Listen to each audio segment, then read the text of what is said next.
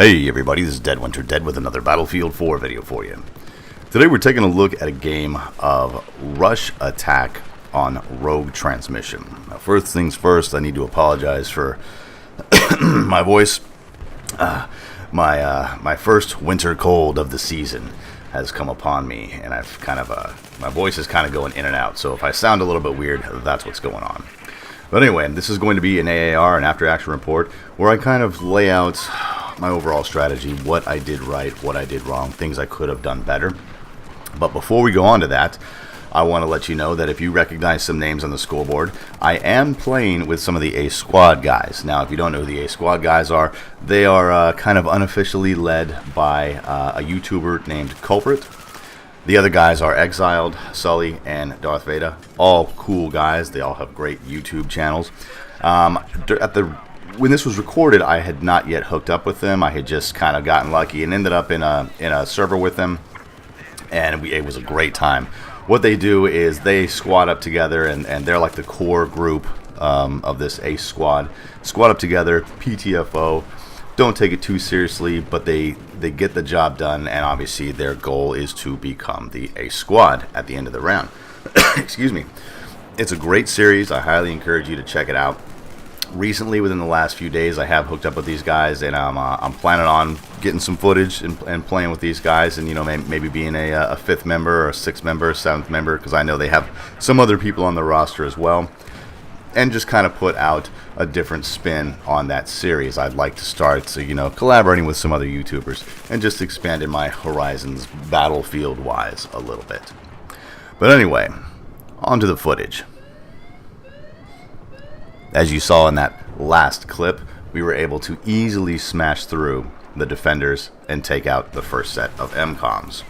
Now, what I like to do typically is push forward and put myself in between where the defenders spawn and where the MCOM is. I know you get a lot of people who hang back. They want to be a sneaky sniper, or they want to be a mortar guy with the support, or they want to get those UCAV kills for those epic UCAV montages that we all love so much.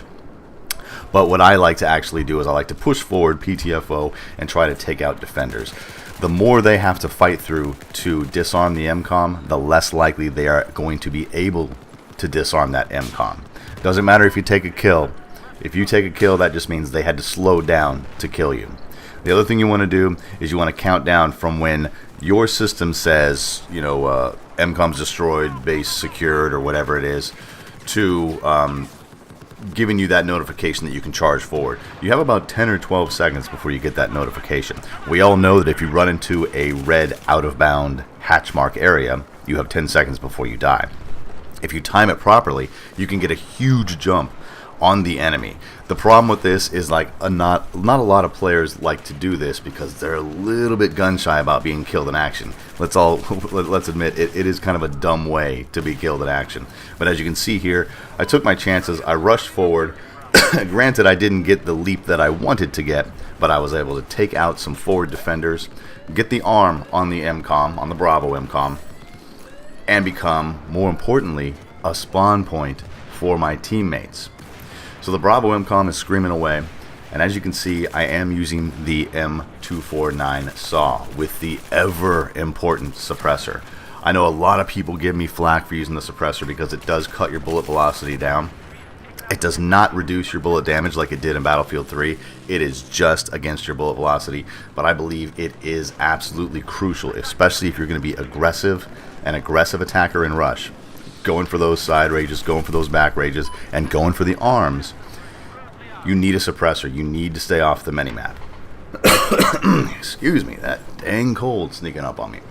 As you can see here, we are on the third set of MCOMs, and what a lot of people don't realize is that the defenders fail to actually cover the outer rim of this wrecked transmission dish, this wrecked satellite dish. So it's really easy to get on an ATV and actually scoot behind them and get in this wreckage to take these bad guys down. Now, the one thing that you do have to watch out for, because you are really just in the jaws of the enemy when you're underneath this transmission dish, you have to realize that the enemy spawn is nearby. You have to realize that the enemy has also pushed forward ahead of their MCOM, so they're going to be in front of you and behind you. But more importantly, because of the wreckage of this dish, they will also be above you. So as you can see here, we are trying to take the high ground away from the bad guys. And bam, there we go. Down I go to the Scar H, the DMR variant of the Scar weapons platform. If you guys are looking to expand your DMR repertoire, I highly suggest you picking up the Scar H. It is a very fine weapon. I never quite got the hang of it, but I have met some players who are very, very accurate and deadly with it. I do still prefer the SKS and the RFB. But back to my point about the high ground. As you can see here, we have taken the high ground, but more importantly, we have armed both MCOMs. Speed, violence of action, as well as stealth allowed us to get in here, take the high ground, push the defenders back, arm the MCOMs, and in just a couple seconds here, that's the payoff. Base secured, fortified positions. And this is what we're doing now. We're mopping up the bad guys, cleaning them out of our rear areas. If we see any tugs or motion sensors down, get rid of them. If we see any recon spawn beacons down, get rid of them, because the last thing you want is a squad of guys behind you mopping up your team from within your own spawn.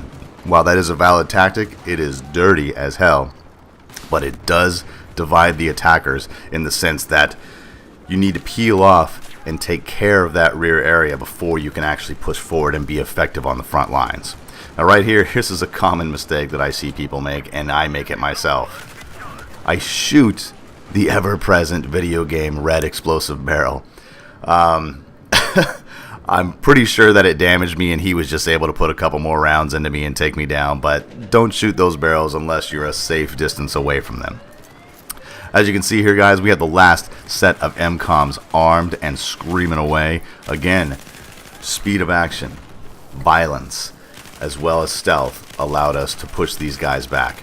We weren't hanging out in our rear area, acting as super secret squirrel recon snipers. We weren't lobbing mortars. We weren't lobbing UCAVs.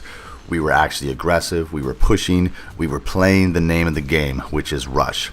Again, big thanks to the A Squad guys for inviting me on board. I appreciate it. Hopefully I can have some footage of us all playing together and get some good live comm banter going.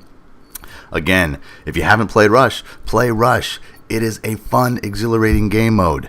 I really appreciate you guys' support. I hope you appreciate these Rush tactics that I'm bringing you in these AARs. My name's Dead Winter Dead. Thanks for watching.